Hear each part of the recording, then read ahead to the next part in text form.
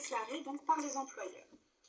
Ainsi, lorsque vous faites vos déclarations donc par DSN, déclaration sociale nominative, l'URSSAF met à votre disposition un compte-rendu métier.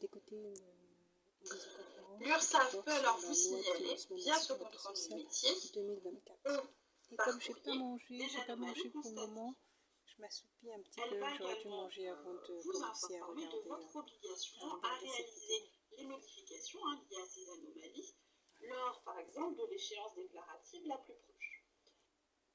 Vous pourrez aussi vous opposer de manière motivée à la correction proposée. Si vous ne faites pas les corrections et si vous ne vous opposez pas de manière motivée, l'URSSAF pourra elle-même corriger la déclaration donc à votre place. Si par contre vous vous opposez donc de manière motivée à ces corrections, l'URSSAF va forcément vous répondre. Vous aurez une réponse qui vous sera adressée. Et si jamais elle maintient l'anomalie, l'URSSAF est en droit après de recouvrer les sommes dues.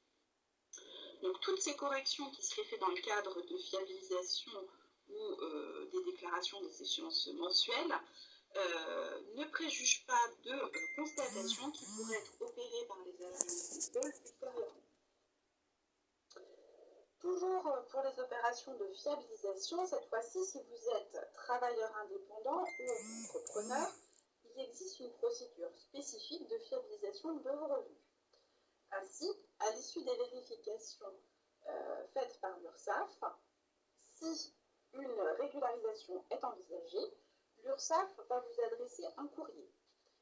Ce courrier va vous ouvrir donc une période de 30 jours durant laquelle vous pourrez formuler vos observations. Et si jamais vous formulez justement des observations suite à ces vérifications, l'URSSAF devra aussi vous apporter une réponse en retour. Voilà pour les campagnes de fiabilisation et de vérification, suite au DSN ou aux déclarations de revenus. Je vais laisser Sarah donc vous parler du montant net social. Alors, le montant net social, ce n'est pas donc réellement une nouveauté, puisque ce montant net social a été renseigné donc, sur le bulletin de paye des salariés à compter du 1er juillet 2023. Donc, le montant net social, pour rappel, il est constitué de l'ensemble des sommes brutes correspondant aux rémunérations et revenus de remplacement versés par les employeurs à leurs salariés. Donc, il s'agit des salaires, des primes, des rémunérations des heures supplémentaires, des avantages en nature, des indemnités de rupture et plein de choses autres encore. Donc ces montants sont diminués des cotisations et contributions sociales qui leur sont applicables. Il correspond aux revenus que les bénéficiaires du revenu de solidarité active, donc RSA ou de la prime d'activité, doivent déclarer pour calculer leurs prestations.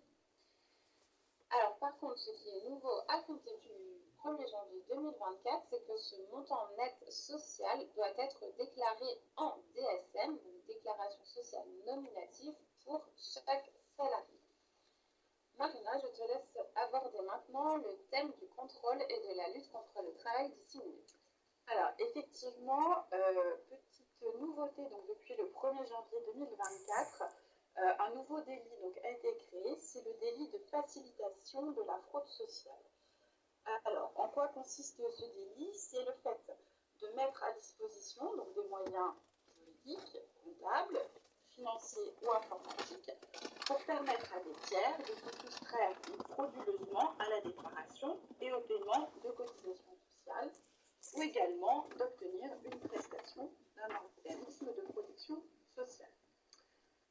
Donc, ce délit est puni donc, de 3 ans d'emprisonnement et de 250 000 € d'amende.